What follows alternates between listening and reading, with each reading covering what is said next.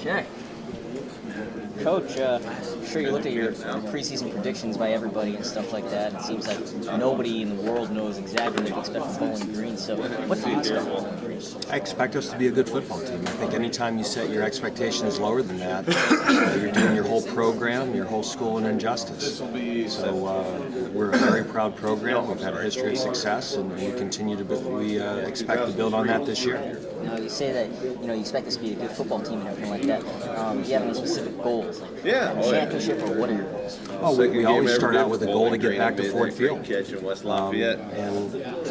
beat the Boilermakers. That always has to be the goal. We want to compete for the MAC championship, but I think as a program, my biggest goal for this year's team is that we have to be a better team in November than we are in September.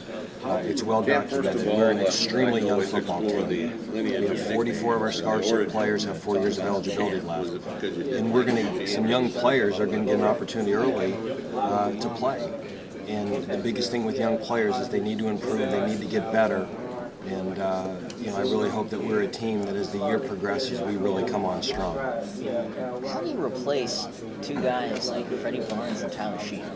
That's college football. The guys don't sign long-term contracts. You don't have the same players for 10 years, and a lot of times once you get guys in sync, you got to enjoy them while you have them. And we certainly enjoyed Tyler last year and having Freddie. And we were able to produce a very strong season and finish strong, and I think gave our program a lot of momentum, which helped with our recruiting class. So we're still benefiting from Freddie and Tyler, even though they're not with us.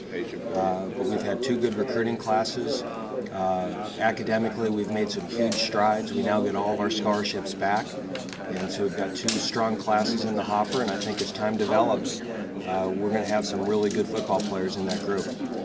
What can you tell us about the race behind the depth chart? Some young guys are going to get a great opportunity. They're extremely young. When we took the program over, we saw this coming, and it's not an accident that we signed 4 quarterbacks in 2 years. When we came in, we had 2 senior quarterbacks. Aaron Pankratz was a freshman, and we recognized right away we needed to bring some guys in, and one of our sells was you'll have a chance to compete for the job early.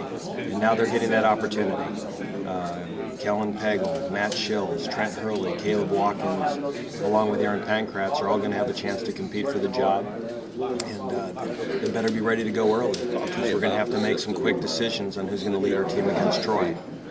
Having a guy like Freddie Barnes from last year and everything, and reaching the bowl game that you did, do you sense like maybe some more attention to Bowling Green from outside media and everything like that? Oh, I mean, the amount of national press that we received last year was great for our program. Not even the bowl game, which I understand was one of the highest-ranked non-BCS bowl games on television.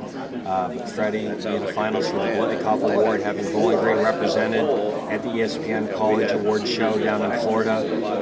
Have him winning a game day sticker and leading the country and breaking an NCAA record. And certainly Freddie with the Bears, and then the season that Tyler had, throwing for over 4,000 yards, being the top passing offense in the MAC and number 6 in the country. I think all of that generated a lot of interest in Bowling Green football, and now it's our challenge to build on that this year.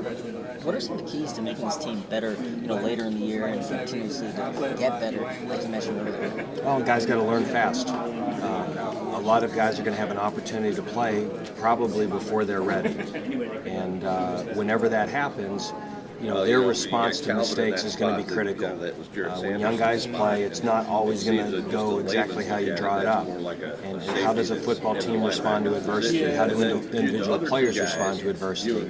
That's going to be the key to our season. Our September schedule is going to be challenging, and if we can be hardened by that experience, and if that helps prepare us for the MAC schedule, it's going to be a great benefit to us, and that's exactly what happened last year.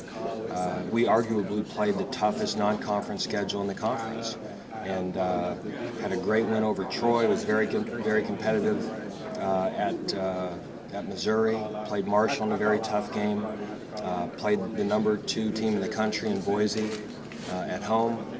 And those were great experiences for our team, even though we didn't win as many as we'd have liked. But there's no question that helped prepare us for the MAC schedule. And then to go 6-2 in the MAC and get to a bowl game was testament to last year's football team handled that adversity very well and got better from it. And this football team is going to have to respond to similar challenges.